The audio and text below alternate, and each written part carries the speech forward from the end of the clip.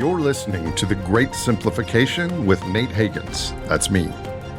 On this show, we try to explore and simplify what's happening with energy, the economy, the environment, and our society.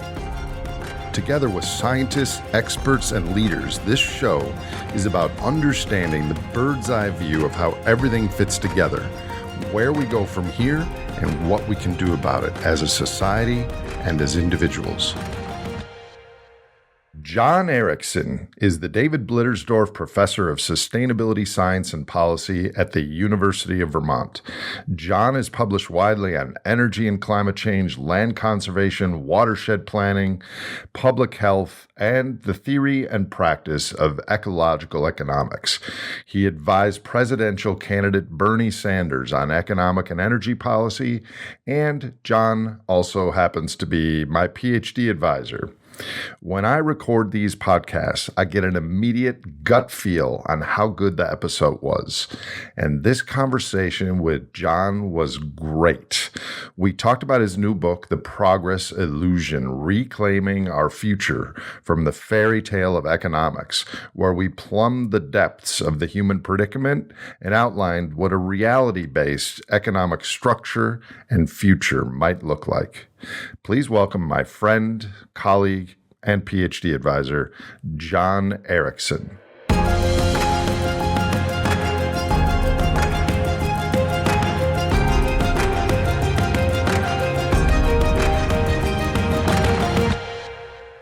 Hey, Jon. Nathan Jon Hagans, how are you? I am well. Good to see you. You too. Although we're very old friends, I do feel some small psychological trepidation on seeing your face that I didn't turn in a paper or I didn't pass some... You had an assignment, though, an important one. To read your new book? Yeah. Yeah. And you told me 2 days ago that you only had skimmed it. Yeah. So I've got a quiz. Well, I could probably, without reading it, answer a lot of the questions. But I am guilty of a Japanese word called tsundanku, which is those people who buy far many books than they're able to read. So I'm in that camp. So we have a lot to cover. Let's just get this question I've always wanted to ask you out of the way, right out of the bat. How much of a pain in the ass was I as a PhD student?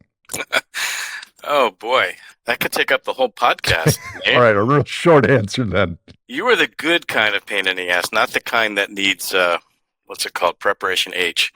You were more like a constant kick in the ass. A kick in the ass to me to be a better teacher, a better scholar, a better person. So wow. I was very thankful for your kicks in the ass. Well, that was, I was there in 2004 is when I started, and I was there till 2010. And that was kind of the heart of my curiosity about the world. Now I kind of understand. I mean, of course, I'm still learning. I don't understand everything, but... You came to us like after this epic journey, right? Yeah. Well, I quit Wall Street because I was like, what the hell? This is happening during my lifetime. And then I went hiking for 6 months with all these books from Herman Daly and neuroscientists and everything. But I think when I met you and you agreed to be my PhD advisor, other than Jay Hansen, who tragically died a few years ago in a scuba accident, you were the first human that I ever met that had integrated all of it. Energy, ecology, human behavior, social hierarchy, the whole anthropological story of humans. Trying to integrate. Trying, of course. None of us have all of it. And I discover things every day that I knew nothing about before. I mean, one of my favorite science fiction authors is Ursula Le Guin. And I always use this quote from her to her own students. She always said, there are no right answers to wrong questions. And to me, you are always someone asking the right questions. And that's a damn good starting point. Well, thank you for that. So I've known you almost 20 years. Let me just start with this then. How has your view of the world or the human ecosystem or our economy and how everything fits together, and in turn your work, changed since I met you 18 years ago? God, it's been that long, huh? Yeah. I don't know that my basic worldview has changed all that much. This kind of belief system that I have of an embedded human in a society, an embedded society in an ecosystem, that these systems are all interdependent, and that the kind of dangers of isolationism, especially in my field of economics, is kind of what has caused most of our problems. What is isolationism? You mean reductionism? I mean more from distancing the field of economics from other ways of thinking, other ways of knowing, other cultural experiences. Being that kind of isolated discipline, often a very powerful building somewhere on a campus like ours. Yeah, isolated from other worldviews. So I don't know that my basic worldview has changed all that much, but I think since we met, I've become more expansionary, maybe is the right word. When you're young, you don't think you have biases, right? And so I think trying to come to terms with my own biases, escape the constraints of my culture and my gender and my own dogma, not just coming to terms with the failings and illusions of economics, but really coming to terms with the whole kind of colonial point of view that economics and many other social science disciplines tell. So that's I think I've been on that journey, and I think I'm spending more time than ever on communicating ideas rather than kind of puzzling out the ideas themselves. Good. So you've learned, or you've embraced more humility and the long-term arc of humans and cultures that brought us to this moment. I think so. It's tough to kind of get out of your own way, right? It's tough to step out of your own comfort zone. And I've prided myself in a career where I've stepped out of the comfort zone of my own training as an economist, but it's more challenging to step out of my comfort zone as a white male, cisgender individual in Western society, and that's the harder journey. How much of that impetus that you just mentioned is self-realization and reflection, and how much of it is because of the current trends in universities in North America are headed toward that direction, and you're surrounded by people with that same kind of attitude? Yeah, probably both.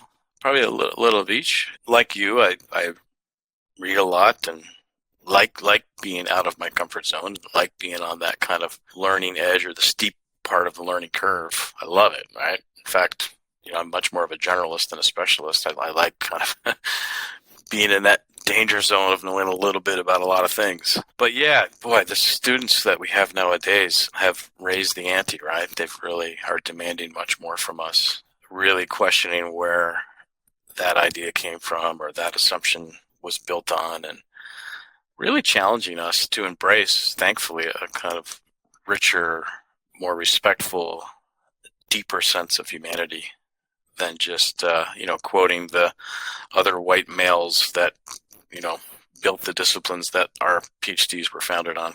Well, speaking of a white male who is also recently passed, I remember the first couple years that I was at University of Vermont under your guidance. You carried around this dog-eared, tattered version of E.O. Wilson's book, Consilience. I actually have a mental picture of it in my mind. It had a black cover with white labeling, and it was just beat to heck. And you referred to this as the Bible, as it explains so many things about the human condition. Can you give a summary of the main aspects of that book and why you felt that way? And I guess more importantly, do you still feel that way? Yeah, the book Consilience by Ed Wilson, 1998. I still think today it was a masterpiece. It is a masterpiece. I mean, this is somebody who, like we were talking about earlier, has had multiple careers in a way, and multiple times where he had stepped out of his own zone as a biologist, as a entomologist, as a scientific writer. This is, to me, the kind of, Charles Darwin or Rachel Carson or Adam Smith, for that matter, of our time, someone who was kind of breaking from the mold. And in the case of Wilson, someone who was willing to apply widely accepted concepts from science to ourselves, to the human animal, right? And to study us as if we were, another one of the ant species that he was tinkering with or thinking about. He really kind of broke open some huge doors on the study of human nature, coming to terms with both our biological constraints, our moral instincts, founding a field called sociobiology, which was very controversial at the time. Isn't asked much today, but still ruffles the feathers of my fellow social scientists. Yeah, I mean, in Consilience, this idea of jumping together of knowledge is, he's certainly not the first person who tried to do that, to try to tell a story that weaves together insights from many disciplines, many ways of knowing, many life experiences, to this ultimate prize, right, of kind of one integrated way of thinking about the universe. I don't know that we'll ever get there, but I think the journey that he has charted in Consilience is well worth the time and effort. And in a field like ours of economics, I mean, we are probably one of the least consilient disciplines out there. We're one of the most disconnected, the most isolated, as we were talking earlier, in the academy. And so Consilience to me was just this breath of fresh air to say, here's the test for your field, do the theories in your field hold up against the theories of all others. Well, we're gonna get to that, and we're gonna talk about energy and the environment and the biophysical side of things. But the way that you and I really intellectually and in a friendship way bonded in 2005, 6, 7 is our fascination with human behavior and the evolutionary trajectory that finds us here in 2022 trying to replicate the emotional states of our ancestors. And this is still not widely understood. So why do you think that understanding human behavior from an evolutionary perspective is so important to society steering towards the most benign human and planetary future outcomes? Yeah, I mean, evolutionary biology is one of the bridges from which we can build a more consilient worldview. Evolutionary biology is the field that has tied together physics and chemistry and biology. It is the way that we've been able to link together things from the atomic scale up to the continental scale, from DNA to plate tectonics. And to make that bridge from the natural sciences and their relative consilience to the social sciences and humanities is this frontier. It's a really exciting frontier. And to do that, you just have to include culture in your definition of environment, right? Environment is, in an evolutionary biology point of view, puts selective pressure on the species, on groups within social species like ours, that then push the evolution of new traits, new characteristics, new ways to survive. Culture does the same thing in social species, right? So if you think of our cultural environment putting selective pressure on the individual and on the group, all of a sudden you've got a bridge between the natural sciences, social sciences, and humanities. You've got a way of explaining the taste for art or architectural preferences, right? Or commonalities in language across cultures, or all of the hundreds of things that we find that are consistent across human cultures, weighed against the very few things that are inconsistent across human cultures. Opposite ends of the spectrum of weighing of thinking of the human condition. So would a standard neoclassically trained economist just categorize all those preferences under one umbrella term of utility? Or how does conventional economics treat evolutionary psychology and the things you were just talking about? Yeah, I think economists, when they're pressed to think about our evolutionary history or pressed to think about other ways of human choice set making instead of just this very narrowly conceived rational actor model, they use the word you just said, utility, right? They said, yeah, it's all utility maximization, right? Just you want to account for unselfish behavior. That's because it gives you more utility. You want to account for humans cooperating out of interest of the group and not the person. Sounds like utility to me. They've taken this kind of narrow view of utility maximization and tried to wrap everything into it. So a book like mine, or concepts from evolutionary economics or ecological economics, mainstream says, yeah, we know that. But then they continue to kind of practice and preach a very, very narrow version, a very small slice of the human persona, and then try to fit their policy advice and management ideas and all of their kind of influential foundations of fields like business and economics and political science and anthropology and psychology into this box of narrow self-interest. That's when they start to believe the model is the reality, and when the rubber really meets the road in terms of creating huge problems. So we're going to get to your book, of course, but let me ask a few background questions. So you are one of the better known ecological economists. What is ecological economics? And in contrast, what is heterodox or orthodox economics? Let's start there. Sure. Heterodox versus orthodox. Heterodox implies that there's more than one story, right? There's more than one perspective. There's more than one framing of the purpose of the economy. So there's feminist economics and social economics and institutional economics and degrowth economics, and there's ecological economics. Ecological economics fits comfortably within this kind of heterodox view, right? That there's not only one way of thinking of the economy, one orthodoxy, but there's lots of ways. Ecological economics happens to be, I believe, sort of one of the bigger umbrellas, which is strange, but can also be problematic, with a particular concern on the kind of 21st century problem of the size of the economy relative to the supporting ecosystem, the fairness of distributing the benefits and burdens of economic cooperation, and yes, also the efficiency of the economic system, which is the kind of obsession of orthodox economics. So ecological economics is a more holistic, a more systems-oriented version of economics that really pays attention to this relationship between the economy and its supporting social and ecological systems. Doesn't treat the economy as this isolated thing that has its own rules, but is interdependent on healthy societies and healthy ecosystems. So is economics and economic theory akin to a religion in that it's a belief and there are many different flavors of belief? Or can some economic theories be more true than others? So said differently, shouldn't there ultimately be just one field of economics, one economic theory that's kind of true because it's made it through all the gauntlets of the various testing periods?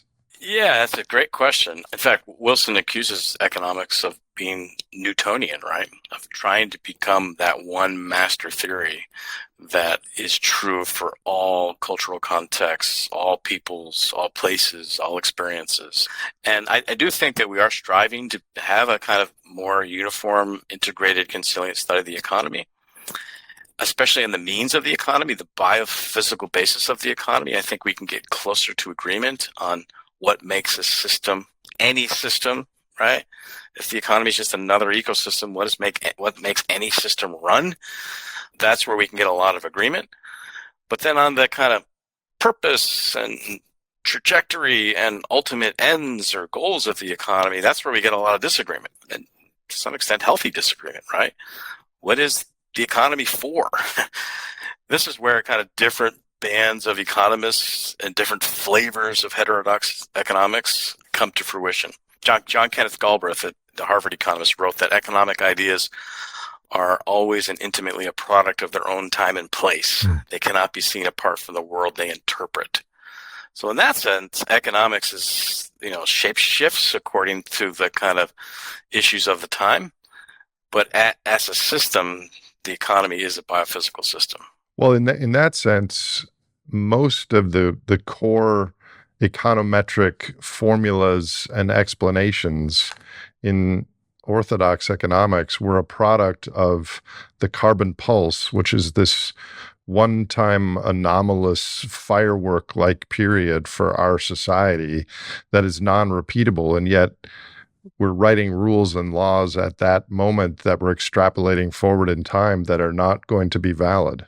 Yeah, I remember you talking to a class of mine, I think showing William Stanton's graphic, right? Mm-hmm. Breaking up like billion years to million years to tens of thousands of years. And then the tens of thousands of years scale to kind of human population doing the hockey stick thing. And then you making the point that it's kind of on the rise, the blade of the hockey stick is when we've kind of invented economics. Yet this whole course of history And the whole kind of sense of who the human animal is was created in a very different time, in a very different context, and a very different sense of scarcity. So yes, we've created the field of economics in a time of huge pulse of energy, in a time of high energy return on investment, in a time of huge energy surpluses where things like university professors become possible, right? Because I can live off the energy surplus of the energy industry. All of that, right, is part of the kind of life and times of the economists who created it. And now we're moving into kind of a new reality, right? A reality of not just kind of local overshoot and collapse, but potentially global overshoot and collapse. So therefore, we need a new economics. We need an economics that's not so growth-oriented, but that is more maintenance, resilience-oriented. An economy doesn't solve every problem that growth creates by growing more, but starts to really think about less growing the system and distributing the burdens and benefits of the system. An economy that might ultimately need to contract in a way that hopefully is by design instead of disaster. So I'm going to get to your new book, but let me ask you one more background question. So when you were a young man, you chose to get a PhD in economics, in Orthodox economics, but now you are a ecological economist. What happened in your life, in your brain, in your recognition, in your experience to shift directions? Well, it's probably a similar story to yours in a sense. I was a product of the go-go 80s, and I tell the story actually in the first chapter of my book, the kind of greed is good generation, right? The famous Michael Douglas speech in the Wall Street movie that all my economics professors showed like in the first week of class to justify the kind of utility maximization framing. I wanted to grow up and be a ski bum. That was kind of my aspirations, and my father was like, well, if you go to college along the way, why don't you study business, study economics, because at least you can get a job someday. Econ classes at night, not during the middle of the day when I was trying to ski.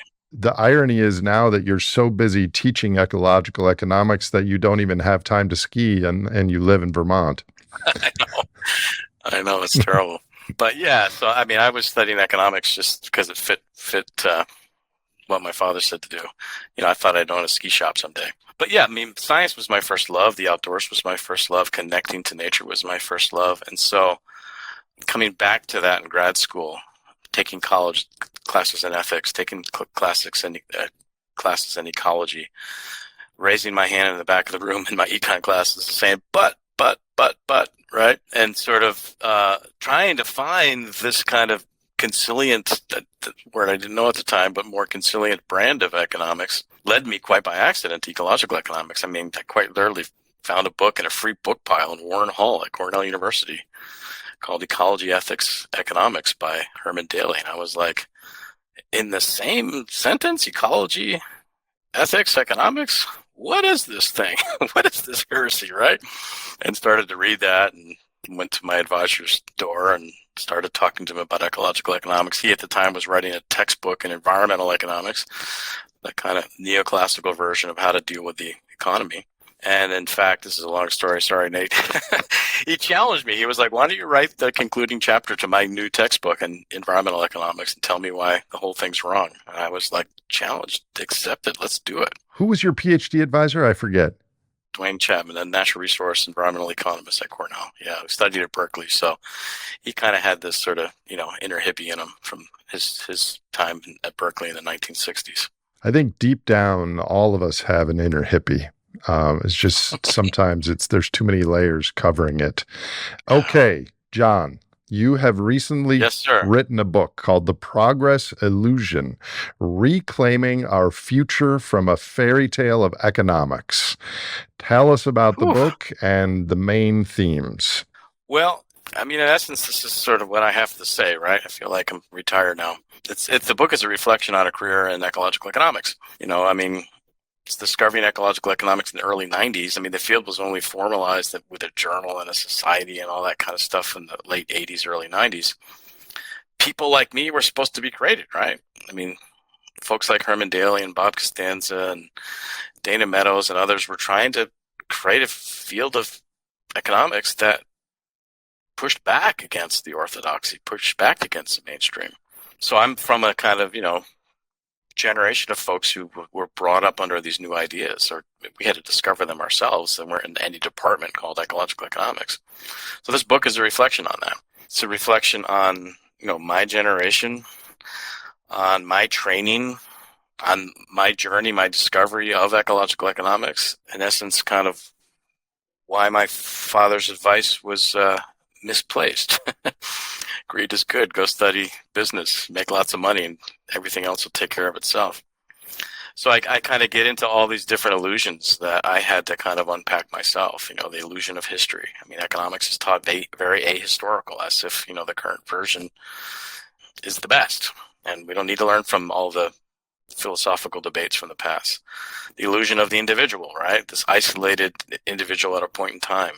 What one of the early critics of the model, Thorsten Veblen, called a homogeneous globule of desire back in 1899. The illusion of choice, right? That all choice should be framed at the margin. We don't have to worry about the accumulation of the choices. We just need to know, is the next choice give you more benefits than costs? And when they all sum up to something that we never would have voted for, oops, sorry about that.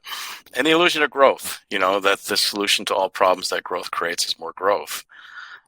So kind of unpacking those kinds of illusions, holding them up against kind of current scientific consensus, like the Intergovernmental Panel on Climate Change, which assumes 3% growth in all of their scenarios, right? 2 to 3% growth. And we're going to somehow green growth and figure this out.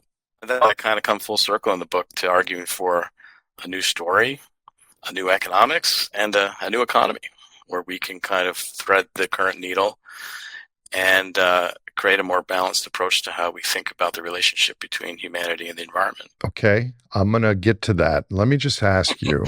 Did you get all that from your skim? Yes, I got all that from my skim.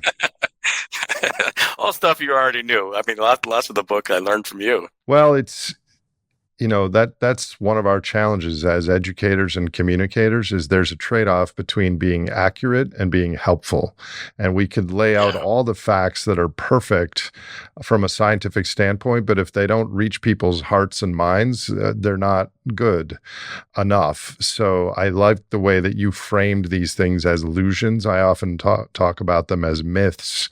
Yeah. But what if a large number of people actually recognized that conventional economic broad concepts are fairy tales? Would that be enough? Because the conventional economics are so embedded in the power structures that move society forward, both at high political levels, at influential institutions and lobbying. So if people recognize that it was the emperor with no clothes from a scientific Consilience standpoint, would that matter? How would you answer that question? I mean, this is this journey you've been on, right, of gathering knowledge and lots of facts and good arguments, and has it made the difference it needs to make? I would argue that it would matter, but it wouldn't change the power structures and the momentum of the system. But the way it would matter is that you would plant seeds in everyday people and in leaders of various fields, that we have to do things differently. And we're going to have a phase shift at some point in the future when we have to meet the future halfway. And so you and I and our colleagues are trying to change the initial conditions of the future. I think this isn't going to happen by these tenured economics in the ivory towers around the world saying, you know what, I've spent my whole life on this. I'm 65, and I think Jon and Nate are right that this whole thing I've built my career on is a fairy tale. That ain't going to happen, my friend. I'm with you. Yeah. I'm with you. Yeah, no, I agree. I think it's, just sort of, showering people with more knowledge, the kind of the myth of the fire hose, right? And more knowledge, more facts, more fact-based arguments is going to do the trick. I mean, that's what we do when we write books, right? We sort of lay out our argument. But, where I come full circle in the book is towards social movement building, towards collective action, towards moving beyond the myth of the individual. Because, I was taught in economics, just incentivize the individual and everything will be fine. Or in my social science classes, right? Just use persuasion and use facts and use, or from my religious studies, use good old-fashioned guilt. And people will sort of come on board, but always at an individual level, right? Where the actor in the model was the individual instead of the group, or the group to the community, or the community to the state.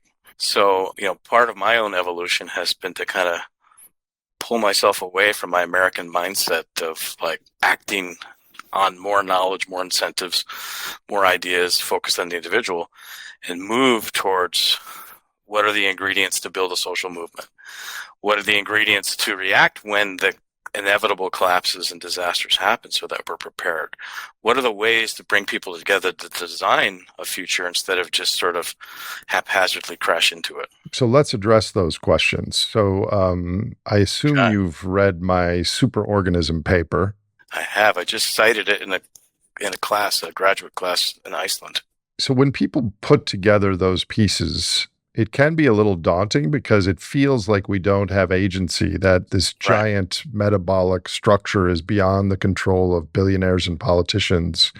But you just talked about in your book that you like to go up a scale and empower people to be part of a collective movement. How does that happen? How do we move beyond individual choice at the margin to a collective social movement? I mean, that's how change has always happened. That's how the current economic ideology is in power, by funding and plotting and carefully designing what we call the conservative movement, or the neoliberal turn, or neoliberalism, whatever you want to call it. That was a social movement. So all of these kinds of big, short, long wave changes happened from collective action social movements. They often start kind of one neighborhood at a time, or one watershed at a time, or, one community at a time. And then there gets to a tipping point where the kind of aggregation of these ideas and action gets to where you change policy, change governance, change the rules of the system. I mean, all of this is about getting lower and lower and lower down on, Donella Meadows' systems leverage point wish list, right? Moving from just changing the numbers, accepting the system as is, that's akin to like increasing taxes or decreasing taxes, right? To changing the kind of guts of the system, the feedback loops, the positive and negative feedback loops, to changing the rules of the system, the goals of the system, and getting all the way down to the paradigm of the system, right? And this sort of field of ecological economics and the career that I am reflecting on is a bunch of us trying to shift the mindset, trying to shift the paradigm, and that goes way beyond the individual. And I think she said in a later interview that shifting the paradigm wasn't actually the number one thing. It was shifting how you think about the paradigm. Transcending paradigms. That was our highest leverage point, is to sort of always be open to other points of view, right? Don't get so dogmatic with your own paradigm. Yeah, shifting the paradigm isn't enough. You always need to kind of be curious. Did you ever meet her? I mean, she had passed away before I came to Vermont. No, she died too young. No, I never did get a chance to meet her. So getting back to the trade-off between being accurate and being helpful, and getting back to the concept of consilience, when you build a social movement, and there are a lot of them that have been around for a while. There's a big climate movement and other social movements, but I'm frustrated with some of the social movements that philosophically and their end result is something that I would completely get on board with. But the logic of what they're trying to do is divorced from the systems perspective that you and I have been spending, the last couple decades putting together. For instance, a lot of people in the climate movement don't look at our problem as ecological overshoot. They look at it as climate change, and they blame fossil fuels and fossil fuel companies, and we don't go beyond that. Do you have any thoughts on that? Yeah, it's always a challenge to get to root causes. And that's one of the luxuries we have of being in the ivory tower, right? I mean, no one's going to hire me, pay me to do root cause analysis, right? Out in the private sector and even in government, because everyone's just running around putting out short-term fires. Yeah, I remember a meeting that Peter Brown, a colleague at McGill University, and I had with the Rockefeller Foundation. And we were making the case for, investment in graduate programs and leadership training and kind of long wave change. And How do we change the paradigms of our new department heads and deans and college presidents, and like clearly from an education strategy point of view, right? Because we're both educators. And the folks from Rockefeller were like, yes, right on. This is what we need. This is what I'm talking about. We're like, great. Will you fund it? No. Because all our money goes towards putting out fires, right? We're in a state of emergency. We're putting out fires. We can't keep the eye on the prize of long-term systems change. That's a challenge of right now, especially in social movement building. But isn't the academy one of the few places, or education more broadly, where we can affect that long wave change? It is. It's why the conservative movement funded so intently and so focused the academy from the 50s, 60s, 70s, and onward. They had a long-term strategy, right? They got professors. They funded business programs. They created mining and oil schools in Wyoming, right? They built bridges between the University of Chicago, your alma mater, with Latin American governments, right? None of these things were short-term sort of solutions for what they wanted to get across. They were all long-term investments. The challenge now is we are in crisis mode, right? I mean, do we really have the luxury of like planting seeds and having podcasts and building momentum for the shift the system someday, maybe in the future? Yeah, I hear you on that. I mean, we do need to fight fire with fire. We need it. We need our own movement building. We need to stop kind of splintering off into little groups. We need to stop doing what does Josh Farley call it, this circular firing squad, right? This is going to take some really creative movement building.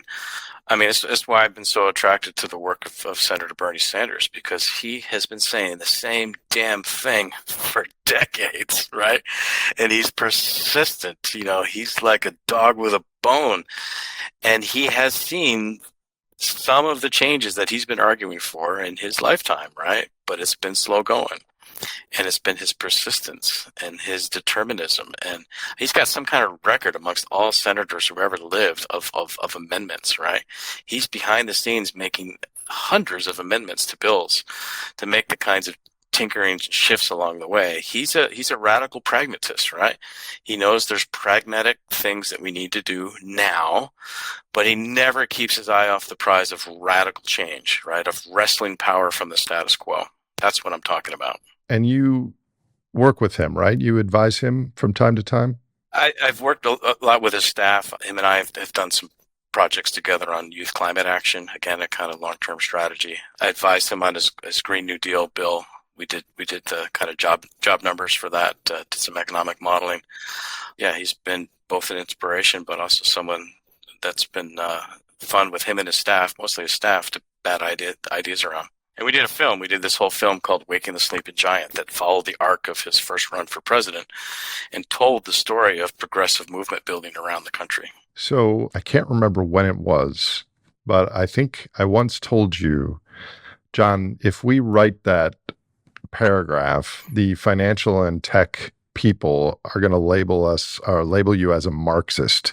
And you replied to me and you said yes, and I would wear that as a badge of honor or a badge of pride or something like that. Let me unpack this, because I mean, I do see, a continuum of political organizations, right? From, if you want to paint two extremes, from capitalism to socialism. On the positive side, the reason I said it takes one to know one is that the U.S. economy is firmly built on the tradition of democratic socialism. It is everywhere. Our colleague Gar Alperovitz talks about this. Emeritus professor at the University of Maryland talks about the quiet democratization of wealth that's all around us. From employee-owned companies to community-run commons to cooperatives. He points out that something like 40% of the U.S. population are members of some form of cooperative: agriculture, banking, electricity, insurance, art, food, retail, healthcare. So much of our economic system, right, is run on democratic socialist principles, right? Where you're not voting with your dollar, you're voting with your vote, where the person's opinion matters, not what they can and cannot afford. and where we sort of organize and plan for outcomes rather than just let the market do it for us.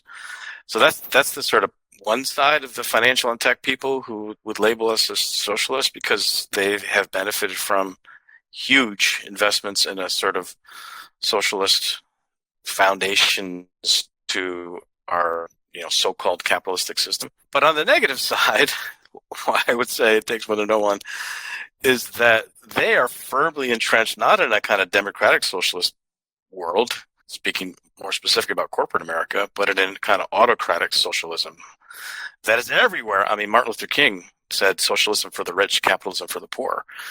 And the most successful in financial terms parts of the economy are hugely supported by our social system, right? Including the market itself around the world right now by central banks. Including the market itself. From the court system to the road system, right? From the internet to transportation and air traffic control, to all the things that to security, to all the things that the tax base creates, makes the market possible, and it makes the creation of and sequestering of extreme wealth possible. This is the system that they benefit from, and there's been many, many, many, many warnings along the way throughout the history of economic thought, from Henry George to Karl Marx to Karl Polanyi to Donella Meadows, talking about these kind of built-in feedbacks that are inside the kind of private capitalistic system that lead to greater and greater and greater social support for a smaller and smaller and smaller group of people. So I would say they've benefited the most from socialism in a very contorted, perverse way. Well, if I had to describe it in one sentence, our system has privatized the profits and socialized the losses, not only to people, but to ecosystems and future generations. Absolutely. I mean, and this was all predicted by the kind of early critics of a purely capitalistic system, right? I mean, capitalism, capital ownership, capitalism, right, is privately owning the means of production and then allocating those means through a free market. And what happens in a natural tendency of a capitalistic system is positive feedback loops, where the capital owners are able to buy more capital, create more opportunities, become richer, and the rich get richer and the poor get poorer. That's what Marx warned about. That's what Henry George warned about. That's what Karl Polanyi in the 1940s, 50s warned about in his book. The Great Transformation, yeah. Yeah, this kind of reduction of all social relationships to market logic. And that's where I think we kind of live in this era that the ecological economist Dick Norgaard calls the Econocene, right? Where we've sort of reduced all social relations and now even environmental relations to market logic, right? The kind of most obscene version of what Polanyi called the market society. So you have articulated some of the philosophy of your book, but if you could, for the next little bit, choose 3 of the main fairy tales or illusions, the absolute core disconnects from standard economics that's taught in universities around the world versus the actual reality we face. Can you spend a minute or two on 3 different core fairy tales? Sure. So I mentioned the illusion of history, that kind of the modern orthodoxy is the best system that we've ever created, and all the debates are solved, and this is what we do. And in fact, this illusion got probably the most attention out of Occupy Wall Street, where students from around the world were walking out of their econ classes, the most famous one being the walk out of Gregory Mankiw's class at Harvard. We're creating these sort of, post-autistic societies for economics. We're saying, at the very least, teach us the heterodoxy.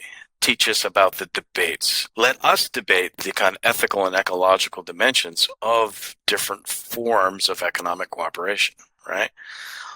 All of that has happened throughout history, and somehow economists have been successful in aligning themselves with the status quo and stripping away the history of thought. As you know, economists, people like Adam Smith, David Ricardo, and Karl Marx didn't call themselves economists. They were moral philosophers, right? They were puzzling through the morality of different economic organizations. And so that's been a huge illusion that I try to unpack in this book. Then there's the illusion of choice. So, all of economics is framed around marginal thinking. And that kind of magic decision rule is marginal benefit equals marginal cost, right? You do something until the next benefit equals the next cost. In fact, I tell my students, raise your right hand, repeat after me, marginal benefit equals marginal cost, and they all laugh and do it. I say, you now have a PhD from Cornell University, because that's all I learned. Every puzzle. So that would be like the oil barrel would be the one that would be the futures price would be the marginal barrel that was produced is $85 or whatever. Right. So in the context of economic decision making, if you're only thinking at the margin, right, then that next consumption choice, that next house built, that next lane added to a highway, that next strip mall, that next wetland mowed over and to build the next shopping mall, each choice at the margin, right? What are the benefits? What are the costs? Especially when they're framed just solely in human benefits and human costs. Makes sense, right? But I learned as a grad student that there was this other economist at Cornell called Alfred Kahn, who wrote a paper way back in 1966 called The Tyranny of Small Decisions. And he made the very simple point, right, that kind of decision framework, thinking at the margin, all those marginal decision makers, 5 years, 10 years, 20 years out, might never have voted on the future that we crashed into, right?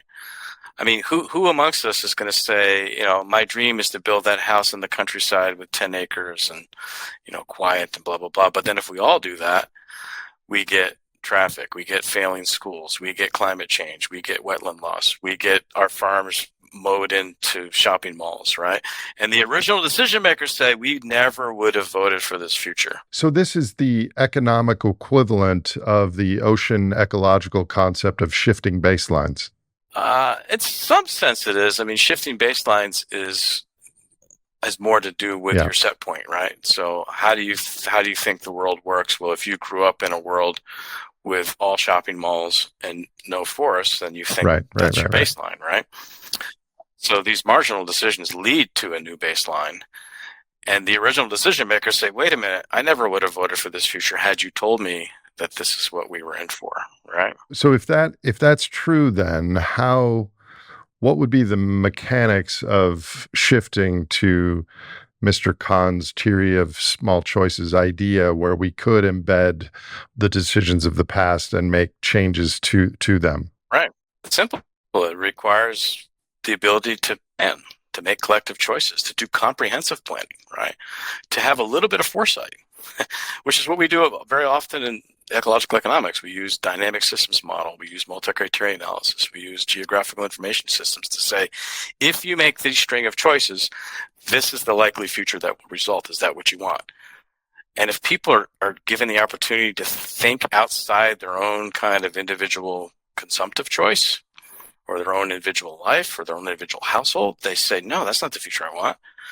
So then what is the opportunity to collectively design a future that you want, right? So that we all can live well, but within ecological and social constraints. So that kind of theory of choice, of collective choice that constrains the individual, is quite different than the wild, wild west choice of, do what's best for the individual. So that illusion of choice is one of the main illusions, fairy tales that I unpack.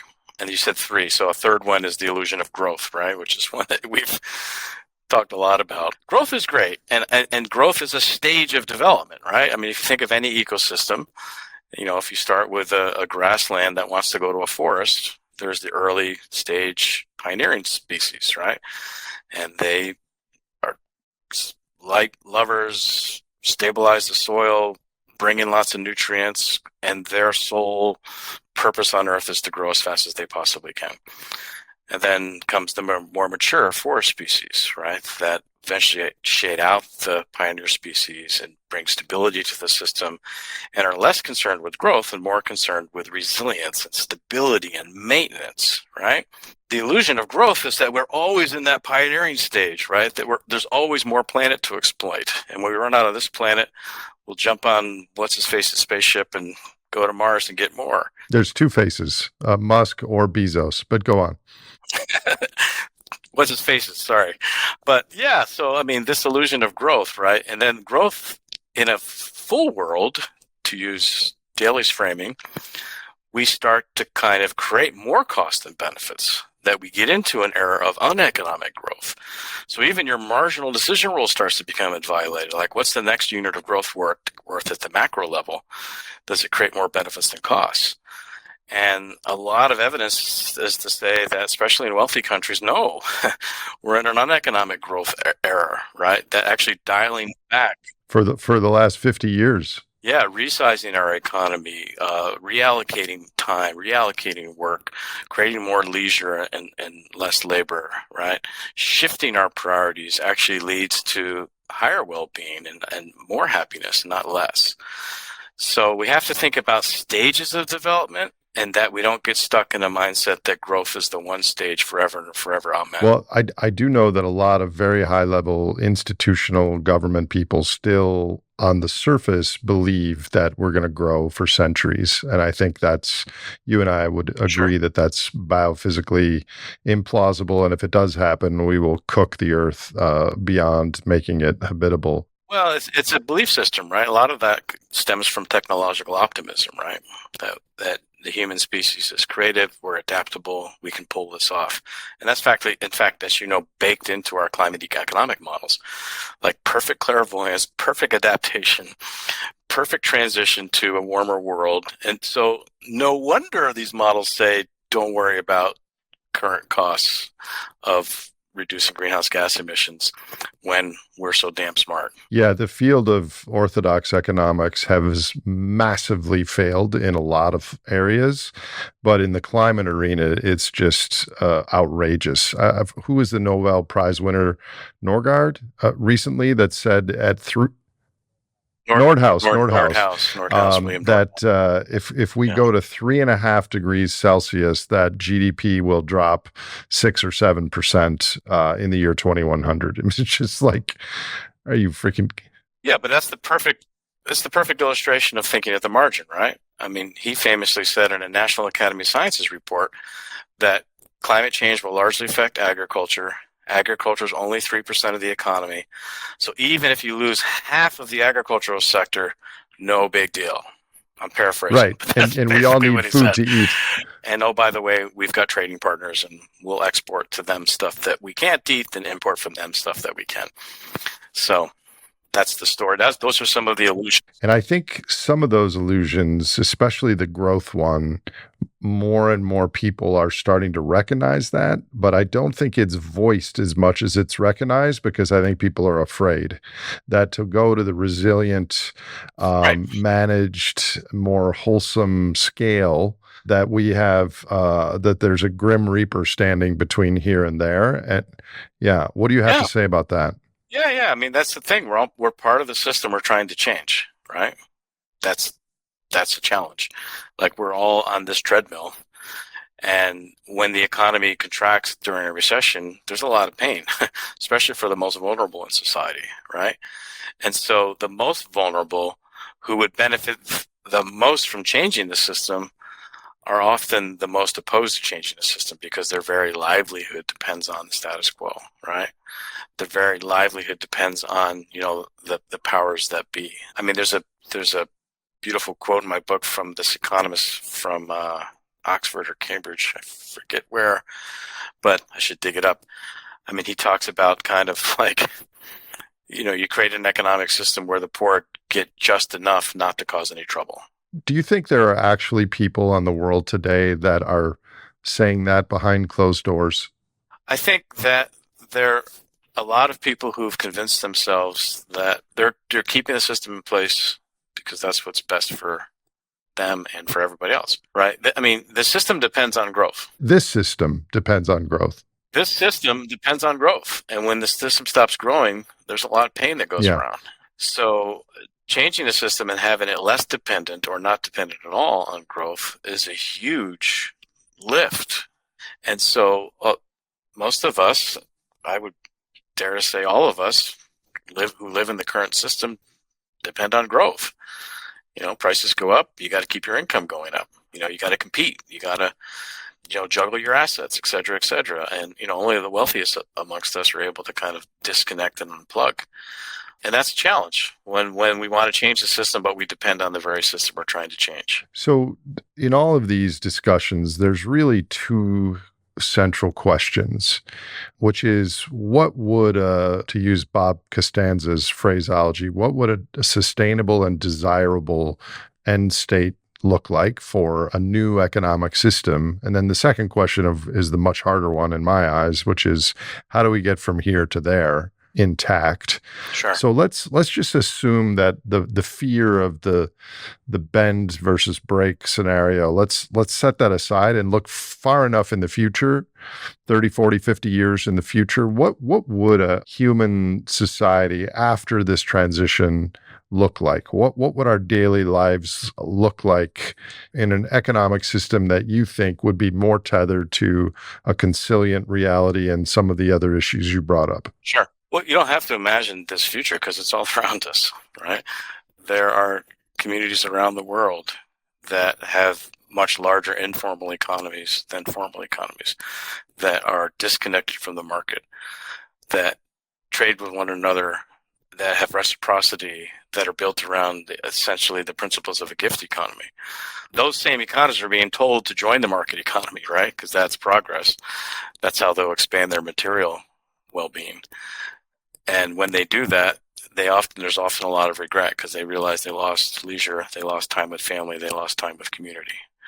There's a group called the Next Systems Project that's documenting this right here in the United States, showing the models out there that are at community scales, whether they be farmers markets, whether they be worker co-ops, right? Whether they be various arrangements sharing in the assets instead of kind of this model where we all have to own our own truck or our own tractor. That's the kind of future that could be scaled to a livable planet. That's the kind of future that bring these same people joy through relationships with each other and the earth. That's the kind of future that's all around us, and that's the kind of future that we're telling in our Econ 101 classes to abandon, right? To become good consumers, not good citizens, right? To vote with our dollars, not with our votes. So I don't have to go out into the future to imagine that world. That world is all around us. And how do we build social movements or awareness and at least give people some choice, either at the margin or with some planning and volition, to live more like you just described? I mean, it all starts with power. We take power back from the 1% or the 0.01%. That's where most of the environmental impact is. That's where most of the control over the social system is. That's where all the levers over our so-called democracy are. They're all concentrated in the hands of the very, very, very few. And so when you see disruptions like the Great Recession or like the COVID pandemic, right, or the next one, or the next one, or the next one, that's when the current system doesn't work for all of us, and where we have these small openings where we say, we don't want to go back to normal. Normal sucked. Normal was already in crisis. Normal had too much power in the hands of too few. We want a different future. And we always see these openings during times of crisis, right? And then they sort of quickly close again because the powers that be get us back to normal.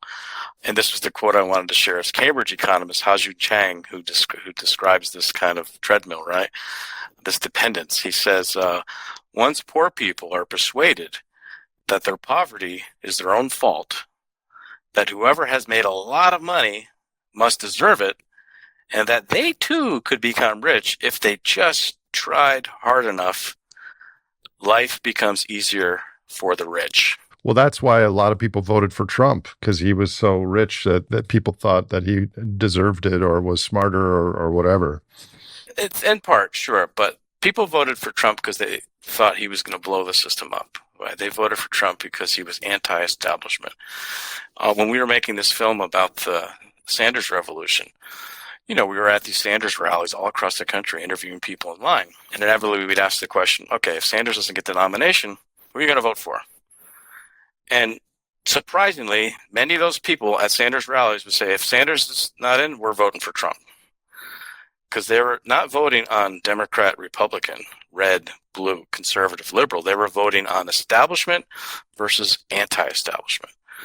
That's an important sign that first came out of Occupy Wall Street, which was this sort of folks rising up and saying anti-establishment, right? We need to blow the system up in order to repair it. It'd be nice to not have to do that, right? That we could redesign the system thoughtfully with the most vulnerable amongst us at the center versus blow the system up and the most vulnerable get hurt probably the most in the short term. But that's the choice we're at right now. Yeah, I'm very worried about socially blowing the system up or with bombs blowing the system up, because both are potentially on the horizon. Yeah, the nuclear threat, unfortunately, is always there. Yeah, and I think as we face the end of growth, that threat is gonna grow. Yeah, I mean, what was the fellow's name? The young degrowth economist you had on? He was fantastic. Timothy. I say get old farts like me out of the way, and the sooner we can get people like him in charge, the better. Yeah. So do you think, and I assume that you wrote that book and are doing this podcast, that you do think this way, that there is a chance that a broad swath of our culture can sufficiently understand and value nature and fairness and the sacredness of life and the ecosystems of our one planet and living differently, and incorporate those things ultimately into our choices, our behaviors, and our prices? And assuming you believe that, how might that come about, or at least have higher chances of coming about? I mean, I am a hopeful person by my nature. I think most humans are. I think that ultimately it's going to probably be a little bit of both preparing for the kind of future we'd like to see, but also having alternatives in place for when the crashes and collapses and pain happens, right? Whether that pain, crash, collapse happens, one massive storm at a time, or one credit default at a time, or one toppling of a dictatorship at a time. I can't predict the future. In fact, people who study paradigm shifts say that you can't predict paradigm shifts, right? It's just, you never know when they're going to come. They kind of come out of left field, but the elements of paradigms are always in place. Well, I think we have to affect things in parallel at multiple scales. And there are no solutions to what we face, but there are responses. So there's a global conversation, there's a national one, there's one in communities, and there's one in individuals listening to this podcast. And those things hopefully will all converge somewhere towards some more benign system in the not too distant future. Yeah, I mean, we're talking about, we're not, in this book and in our conversation, we're not talking about economy or economics. We're talking about political economy. That's an important distinction, right? What's the difference? Well, we're talking about the political economic system, right? Who's in charge? Who has power? What kind of choices it make? What are the desirable ends of the system? And we don't teach political economy on university campuses, by and large. We don't teach history of economic thought. We don't teach alternative economic paradigms, right? Except for the few little courses in ecological economics or feminist economics that are squirreled away in, an environmental studies program, like they are at the University of Vermont. It's the political economy, the political change. We're working with the Next Systems Project to sort of puzzle through the idea of what would a Next Systems curriculum look like. And there's this great new Next Systems reader that's out there that I used in a class of mine last spring. And students were blown away that there were these alternatives to market-based capitalistic systems, right? What's the quote? People can more readily imagine the end of the world than the end of capitalism, right? And that was my students, dead on. They were like, we can't imagine a different system. And we worked through this Next Systems reader, and we talked about cooperative economies, sharing economies, caring economies, gift economies, and we showed them evidence that these aren't like wishes, that they're all around us. And they were freaking floored, Nate, and they were like, why don't we learn this in our classes, right? So that's the preparation. It's so true. read a paper on altruism and how when people were shown an example of someone else being altruistic, they were like 300% more likely to do altruistic acts themselves. And I think maybe in these alternative economic systems or alternative ways of interacting with others and commerce and trade and barter and gift economies, we lack imagination. We don't see what's possible. So if we can see other people doing it, it's like Josh Farley says, just when you go to the health club, you lift weights to flex your muscles and tear down your muscles a little bit and they build back stronger. The same thing is with cooperation and community and sharing and interacting with others. You have to flex those muscles. Yeah. I mean, I often ask in my classes, like, what's the purpose of the university? And I get answers like, well, it's to, train us to get jobs and be, successful people in economies. And I'm like, let's read the charter of our university together, right? It doesn't say anywhere about getting you a job, right? I mean, universities, higher education, educational systems are at the basis, or at the kind of base of democracy, right? The ability to think freely and to challenge each other and to kind of build scientific reasoning. And that's the purpose of the university. And our students have become so kind of indoctrinated in the idea that universities are to train workers and consumers, not citizens. I know William Wallace is waiting for his hay, so I'm gonna move to the closing questions. And for those of you who don't know, which is probably everyone listening, William Wallace is John's donkey. Yes, you still have. And E.O. Wilson's my new black lab. Did you know that? I did not know that. Oh my gosh. We were struggling to name him, and you call him E.O. Wilson? Yeah. He passed away when we were Professor Wilson passed away when we were struggling to figure out a name, and like Pat and I just both looked at each other and were like, "Oh, our dog's name is Wilson." Oh man, yeah. I'm like you, a huge animal lover, and I remember staying at your house with your dogs back in the day, and dogs are a big part of my life. So, John, I'm going to ask you some closing questions that I commonly ask my guests. Given your lifetime of personal and community experience and all the work that you do you have any personal advice for the listeners of this program at this time of global crisis between this bend and break moment? Personal advice. Yeah, I mean, I've listened to your podcast and knew you were going to ask me this question. The best I could come up with is accept grief. Without going too deeply into this, I mean, psychologists generally speak of 5 stages of grief: denial, anger, bargaining, depression, and acceptance. So we need to move through denial of the climate crisis, for example, or being angry about whose fault it is, or bargaining with left and right to kind of do things that are entirely insufficient, or just not doing anything and being completely depressed. If you accept that we're in a crisis, if you accept that the world is unraveling, I think that's the starting point, acceptance. But recognizing that acceptance is not defeat, it's kind of almost like a rebirth, shaking free of the system that led to the grief to begin with. It's a kind of starting point for restoration and renewal. So accept grief. Get to that sort of 5th stage of grief and be ready to start anew. Oh, that was very well said. I never really thought about it until I heard you stating that, but that's kind of the role of this podcast, is to get more people rapidly through those stages to acceptance so they can play a role in their communities or whatever issue they care most about. I'd never said that either. That sort of came to me thinking about your podcast and these, what do you call the little soapbox things you do? Franklies. Yeah. Franklies, yeah. You're welcome to use the 5 stages of grief as a frankly, because I think it'd make a good one. Okay. I'll put it on the list. I have 19 of them written down that I have to get to. Tomorrow's is on spite. Right. And I did do an evolutionary game theory matrix on the payoffs: altruism, spite, cooperation, and selfishness. Yeah. Nice. Speaking of that, you have been a teacher most of your adult life. And you, like me and our friend Josh Farley, teach these complicated and somewhat downer syntheses to young humans.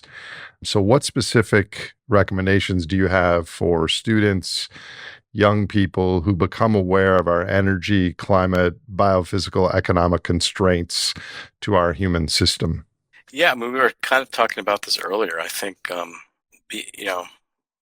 my recommendation is be in awe of the majesty, the wonders of the universe. I mean, it sounds silly, but I mean, it's just an extraordinary time and an extraordinary moment that we live in the course of the universe. I teach big history in one of my undergraduate classes. It's a class in integrating science, society, and policy. So I start with big history, which is this frame of teaching history that comes from David Christian and others, which means I go all the way back to the Big Bang and march forward in what David Christian calls these kind of various moments, or these Goldilocks conditions, where the universe, which wants to go towards higher and higher disorder, lower and lower, or higher and higher entropy, sort of creates order from nothingness, right? And this sort of Goldilocks conditions of life on Earth is one of those. And when you place the human in the course of big history, not just sort of like since the Roman Empire kind of thing, which we do in a lot of our Western Civ classes, I think you have this opportunity to kind of connect with the mystery of the universe, right? Like when I first learned that I am made of stardust, it just freaking floored me, right? And connected me more towards a kind of sense of purpose than any sort of Sunday school class did when I was growing up Roman Catholic. So be in awe of the wonders of the universe. Hear, hear. So what do you care most about in the world, Jon? Well, I mean, I was going to answer this like with your typical thing, like family. And of course, family is top of my list. My wife, my kids, my granddaughter now. I don't know if you knew I was a grandpa. I did. Congratulations. Yeah. What's her name? Zoe.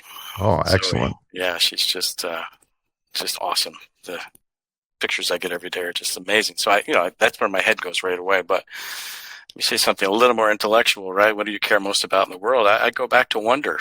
Wonder is what fuels our relationships, our connections with the earth, our seeking out puzzles of the mysteries of life. It's from wonder where we get the desire to nourish, protect, build lives together.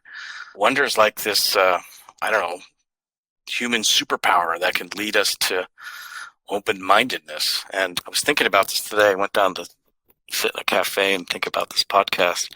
And I remembered that there was a study by Dan Kanan at Yale University.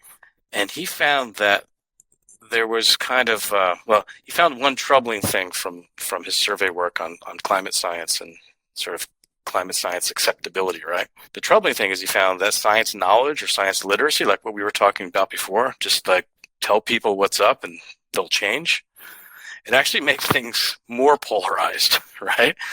Like if you put science knowledge or climate science knowledge into a liberal camp and a conservative camp, and very scientifically literate conservatives actually move farther away from liberals and their belief in science because their belief in their connection to their tribe is way more important than climate literacy. Am I making any sense? Yeah, that's motivated reasoning, right? Exactly. But the one thing they found that made a difference was, and they try to measure this, scientific curiosity. They found that those who are primed for scientific curiosity, whether they're in one tribe or the other, it narrows the gap. It sort of puts them closer into agreement when they get new knowledge about, for example, the climate.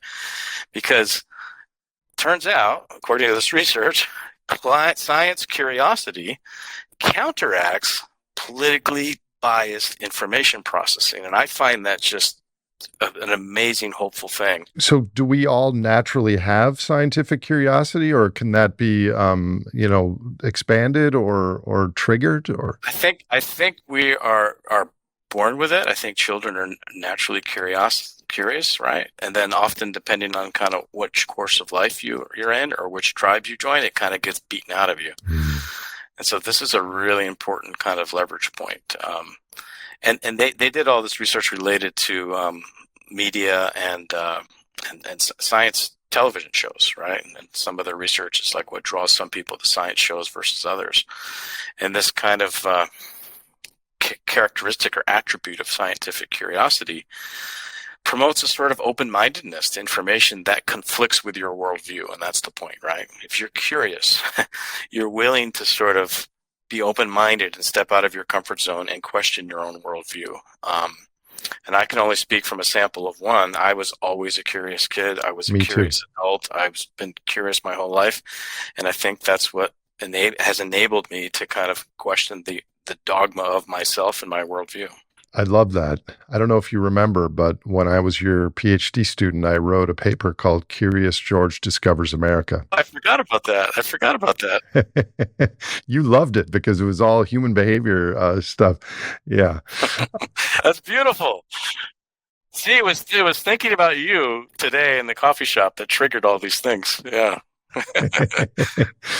So we mentioned nuclear war earlier, but last three questions, Jon. What are you most concerned out of all the issues we face? What are you most concerned about in the coming 10 years or so? I'm most concerned about the invisible gorilla. Do you know that? Do you know Daniel Simmons' game? Oh yeah. We're watching something and we're focusing on how many passes the ball will be, but there's something else going on that we don't see. Exactly. Yeah, he's got this video with people with white shirts, people with black shirts, and you're meant to tell your audience, right? Really concentrate, really focus on the people with white shirts and count how many times they pass the ball, right? And I do this in class all the time, and the students are like, okay, I'm going to get it right. They count. They're super focused, right? And then at the end of it, I say, did you see the gorilla? Right? And like 3/4 of them say, gorilla? What? And then you show the video again, and they're not so focused on counting the balls. And like in the middle of the skit, like this person in a gorilla suit comes out in the middle of the game, pounds his chest or her chest, and walks off the set, right? Like you couldn't miss them if you were at the 10,000 foot view trying to keep track of it all. But because you're so hyper focused, you have this kind of change blindness, right? You can't recognize change. And so that's what I'm most concerned about, right? And this relates to what you were talking about earlier of the shifting baseline syndrome, right? This is a concept that the fisheries biologist Daniel Pauly popularized in fisheries management, right? That his example was you go on this big family fishing outing in Florida Keys, and like you had no idea that the fishing outing in the 1950s had this incredible catch with these huge fish and a huge diversity of fish. And the fishing outing in the, 2020s is like still lots of fish, but they're all like this big and they're like of one species. And but yet everyone is super happy because they caught. Happy because that's their baseline. They're like, this was amazing. We caught lots of fish. And then you're like, go back and look at the picture at the same point with the same company, with the same fishing tour 50 years ago and think about what their baseline was. That's what has me most worried. And I think it's interesting that if you don't tell the students anything, and you show the movie or with the gorilla and the passing, a lot more of them will notice the gorilla. I think it's the priming. Absolutely. You win a prize. A lot of people get this wrong. Count the number of passes.